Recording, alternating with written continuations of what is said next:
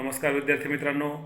बी ए प्रथम वर्षाच्या भारतीय अर्थव्यवस्था या पेपरमध्ये आपण यापूर्वी भारतीय लोकसंख्या पण पाहिली. भारतातील लोकसंख्या, तिची विविध वैशिष्ट्ये, गुणदोष, गुणवत्ता याचा आपण अभ्यास केला. आज आपण भारतातील लोकसंख्या आणि तिची काही महत्त्वाची आव्हाने आपण बघणार आहोत.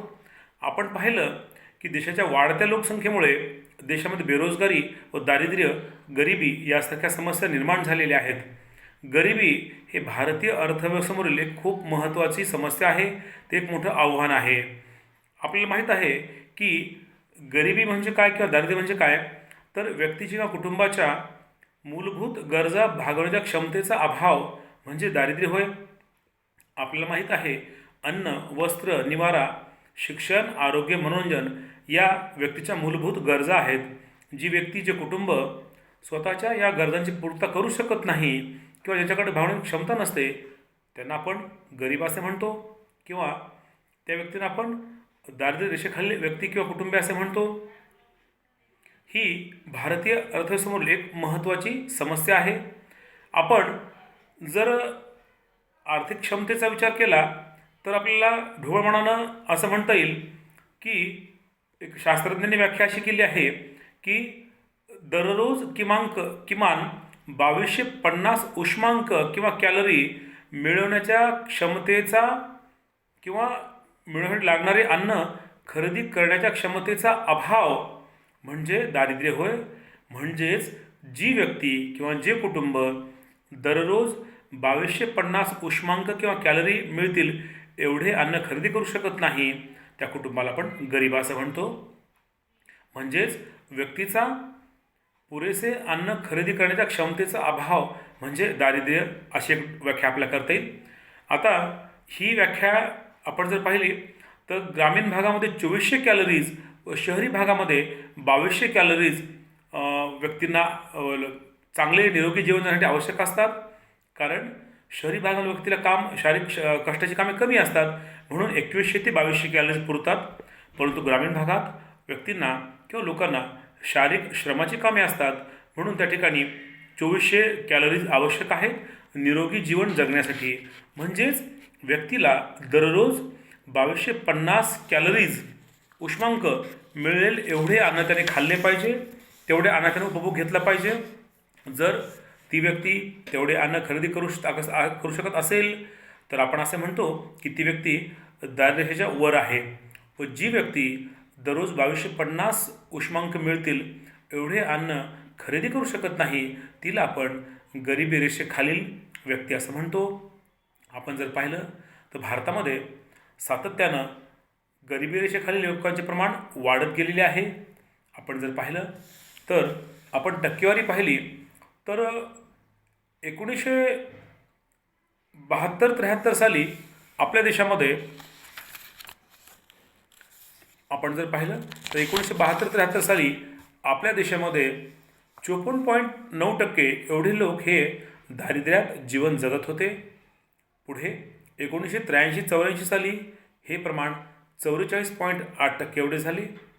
पुढे 87-88 साली हे प्रमाण थोडे कमी झाले, 39.3 एवढे झाले. तर 1991-92च्या आकडेवारीनुसार भारतात दारिद्र्याखालील लोकांचे प्रमाण 37.2 एवढे होते. हे प्रमाण पुढे काहीसे कमी झाले, यात काहीशी घट झाली. भारत सरकारनं केल्या विविध उपाययोजना, त्यामध्ये लोकांना रोजगाराची शाश्वत देणं, रोजगार पुरवणं, लोकांना सार्वजनिक वितरण प्रणालीच्या खाली अन्नधान्याचा पुरवठा करणं, गरीब व्यक्ती व कुटुंबांना, ज्याला आपण रेशन असं म्हणतो किंवा सार्वजनिक वितरण प्रणाली असं म्हणतो, त्याखाली आपण अन्नधान्याचा पुरवठा भारत सरकार करत असते. तसेच विविध योजना राबवण्यात आल्या पंचवार्षिक योजनांच्या माध्यमातून शहरी भागातील व ग्रामीण भागातील गरिबांसाठी विविध योजना राबवण्यात आल्या. त्यामध्ये उत्पन्नात वाढ करणे, शाश्वत रोजगार पुरवणे, गृहनिर्माण किंवा पक्के घर बनवून देणे यासारख्या अनेक उपाययोजना करण्यात आल्या. परिणामी भारतातील गरिबीमध्ये काहीशी घट झालेली आपल्याला दिसते. उदाहरणार्थ आपण जर 2004-05ची आकडेवारी पाहिली तर 2004-05च्या राष्ट्रीय नमुना पाहणीच्या 61व्या फेरीच्या पाहणीनुसार भारतामध्ये 27.5% एवढे लोक गरिबीत किंवा दारिद्र्यात जीवन जगत होते. तर 2004-5च्या सुरेश तेंडुलकर अभ्यास गट किंवा समितीच्या अहवालानुसार भारतात 37.2% लोक गरिबीत जीवन जगत होते. आपण जर पाहिलं तर यातही ग्रामीण भागात गरिबीचे प्रमाण जास्त आढळते, तर शहरी भागात गरिबीचे प्रमाण कमी आढळते. उदाहरणार्थ 2004-5च्या आकडेवारीनुसार भारताच्या ग्रामीण भागात 41.8% लोक हे दारिद्र्यात जीवन जगत होते, तर शहरी भागामध्ये 25.7% लोक हे गरिबीत जीवन जगत होते. भारतामध्ये गरिबीचा अभ्यास करण्यासाठी अनेक समित्या नेमण्यात आल्या. त्यामध्ये डॉक्टर दांडेकर समिती, सुरेश तेंडुलकर समिती, रथ समिती, गौरव दत्त समिती अशा अनेक समित्यांनी याचा शास्त्रशुद्ध अभ्यास करून भारतामध्ये हे गरिबीचे प्रमाण निश्चित केले आहे. आपण जर पाहिलं तर देशामध्ये हा जो काही गरिबीचा भीषण प्रश्न आहे, दारिद्र्याचा भीषण प्रश्न आहे, त्याची काही कारणं आपल्याला सांगता येतील. ती कारणं म्हणजे पहिलं कारण म्हणजे लोकसंख्येची भरमसाठ व बेसुमार वाढ. आपण स्वातंत्र्यप्राप्तीनंतर प्रत्येक योजनेमध्ये कुटुंब नियोजन व कुटुंब कल्याण यासाठी खूप मोठी रक्कम खर्च केली. पंचवार्षिक योजनाही राबवल्या, आर्थिक विकासही केला. परंतु एवढे करूनही भारताची लोकसंख्या अतिशय वेगाने वाढत गेली. तिचे आकारमानही मोठे आहे व लोकसंख्या वाढीचाही वेग आहे. 2011च्या जनगणनेनुसार भारताची लोकसंख्या ही 121 कोटी एवढी होती. आपण जर पाहिलं तर भारतात आर्थिक विकासाच्या वेगाच्या वाढीपेक्षा लोकसंख्या वाढीचा वेग हा अधिक आहे, जास्त आहे. परिणामी विकासाची फळे या वाढत्या लोकसंख्येने खाऊन टाकली व आपल्या देशातील गरिबी कमी झाली नाही, दारिद्र्यात घट झाली नाही. तसेच दुसरं कारण म्हणजे देशाचा अपुरा आर्थिक विकास. आपल्याला माहीत आहे की आपली भारतीय अर्थव्यवस्था ही विकसनशील आहे. या अपुऱ्या विकासामुळे राष्ट्रीय उत्पन्नही आपले कमी आहे व राष्ट्रीय उत्पन्न कमी असल्यामुळे दरडोई उत्पन्नही कमी आहे. म्हणजेच दरडोई उत्पन्न कमी असल्यामुळे म्हणजे प्रत्येक व्यक्तीच्या वाट्याला येणारे उत्पन्न हे कमी असल्यामुळे व्यक्ती आपल्या उत्पन्नात आपल्या मूलभूत गरजा भागवू शकत नाही. परिणामी तिला अनिच्छेने दारिद्र्यात जीवन जगावे लागते. पुढचा मुद्दा असा आहे की मोठ्या प्रमाणात बेरोजगारी किंवा बेकारी. भारतामध्ये अपुऱ्या आर्थिक विकासामुळे बहुसंख्य लोकांना रोजगार उपलब्ध होत नाही. रोजगार नसल्यामुळे त्यांना गरिबीत किंवा दारिद्र्यात जीवन जगावे लागते. भारतामध्ये विकासाचा वेग वाढल्याबरोबर जर विकासाचा वेग वाढला तर रोजगार निर्मिती वाढूनसुद्धा ह्या गरिबीमध्ये घट होऊ शकेल, परंतु रोजगारात फारशी वाढ झाली नाही. परिणामी गरिबी कमी करण्यात फारसे यश मिळाले नाही. पुढील मुद्दा असा आहे, चौथा मुद्दा, भांडवल निर्मितीचा कमी दर. आपल्याला माहीत आहे की कोणत्याही राष्ट्राचा आर्थिक विकास हा भांडवल निर्मितीच्या दरावर अवलंबून असतो. जर देशात मोठ्या प्रमाणात भांडवल निर्माण झाले व या भांडवलाची गुंतवणूक झाली, त्यातून उत्पन्न वाढते, रोजगार वाढतो व गरिबी कमी होते. परंतु भारतामध्ये बहुसंख्य लोकांचे उत्पन्न कमी आहे. उत्पन्न कमी असल्यामुळं लोकांची बचतही कमी आहे. बचत कमी असल्यामुळं भांडवल निर्मिती कमी आहे. भांडवल निर्मिती कमी असल्यामुळं गुंतवणूकही कमी आहे. गुंतवणूक कमी असल्यामुळं उत्पन्न व रोजगार कमी आहे. अशा का दुष्टचक्रात भारतीय अर्थव्यवस्था अडकली आहे. म्हणून आपल्याकडे गरिबीचे प्रमाण कमी झाले नाही.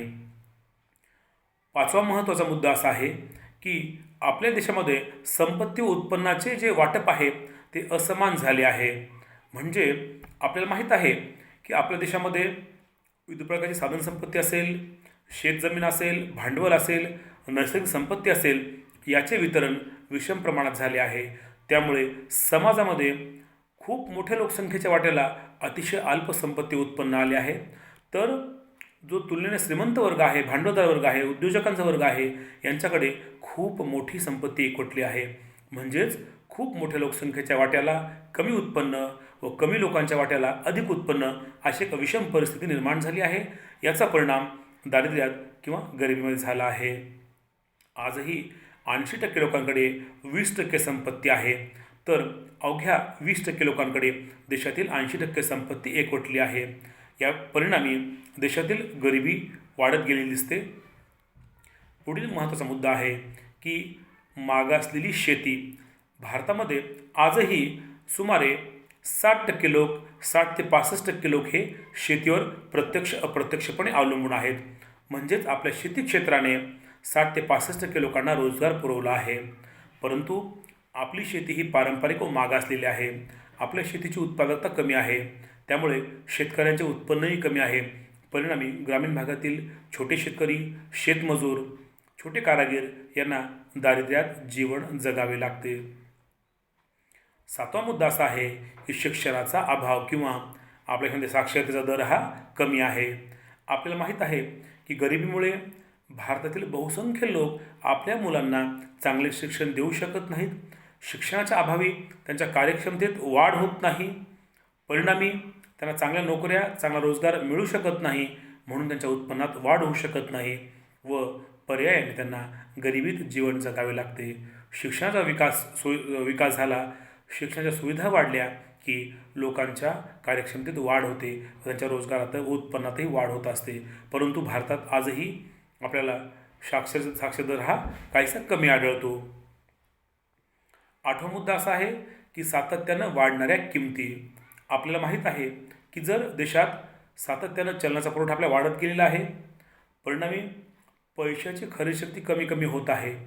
म्हणून लोकांना त्यांच्या जीवनमानाची किमान पातळी गाठणे कठीण होत आहे. भारतामध्ये स्वातंत्र्यानंतर पंचवार्षिक योजनांच्या काळामध्ये किंवा नियोजन कालखंडामध्ये वस्तू व सेवांच्या किमती सातत्याने वाढत गेलेल्या दिसतात. परिणामी देशातील फार मोठ्या लोकांना आपल्या जीवनावश्यक वस्तूंची खरेदी करता येत नाही.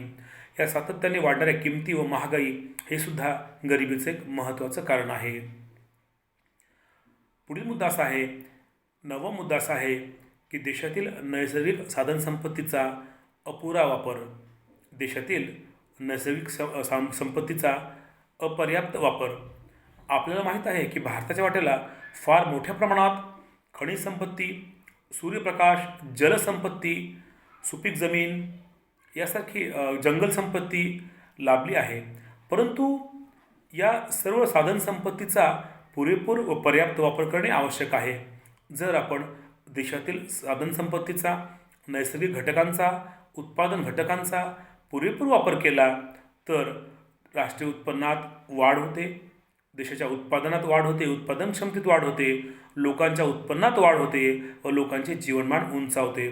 परंतु भांडवलाची कमतरता, नवीन तंत्रज्ञानाचा अभाव व इतर मनुष्यबळाचा अपुरा विकास या कारणामुळं आपल्या देशातील साधनसंपत्तीचा पुरेपूर वापर करून आपल्याला उत्पादनात वाढ करता आली नाही किंवा उत्पन्नात वाढ करता आली नाही. परिणामी आपल्या देशातील गरिबीचे प्रमाण कमी झाले नाही. शेवटचा मुद्दा असा आहे की भारतातील दारिद्र्याला, गरिबीला काही सामाजिक घटकसुद्धा कारणीभूत आहेत. भारतातील दारिद्र्याला अनेक रूढी परंपरा, सामाजिक व धार्मिक घटक कारणीभूत आहेत. यामध्ये सणसमारंभ, व्रतवैकल्याचे स्तोम, सामाजिक परंपरा, रूढी परंपरा, जातीवाद, निरक्षरता, दैववादी वृत्ती ह्या सगळ्यांचा परिणाम देशातील गरिबी वाढण्यात झाला आहे. उदाहरणार्थ, ऋण काढून सण साजरा करणे, अनावश्यक खर्च करणे, उपभोग खर्चावर अनाठाई खर्च करणे, सण समारंभ, लग्न समारंभ यावर खूप खर्च करणे, कर्ज काढून सण समारंभ साजरे करणे, याचा परिणाम की देशामध्ये आपल्या लोकांचा खर्च हा अनुत्पादक गोष्टीवर होतो. लोक आपली बचत अनुत्पादक बाबींवर खर्च करतात. परिणामी त्यांना दारिद्र्यात जीवन जगावे लागते. कर्ज काढूनसुद्धा लोक खर्च करतात व तसेच भारतीय लोकांची दैववादी किंवा नशिबावर अवलंबून होण्याची प्रवृत्ती ही सुद्धा स्थितिशील भारतीय समाज असे अनेक घटक आपल्याला या गरिबीमागे आढळून येतात. थोडक्यात देशाचा अपूर्ण आर्थिक विकास, वाढती लोकसंख्या व अनेक सामाजिक घटक देशातील गरिबीला, दारिद्र्याला कारणीभूत आहेत. भारत सरकारने देशातील दारिद्र्य दूर करण्यासाठी अनेक उपाययोजना केल्या. तर काही प्रमाणात यशही आलं, परंतु अजून आपल्याला फार मोठा टप्पा गाठायचा आहे. धन्यवाद.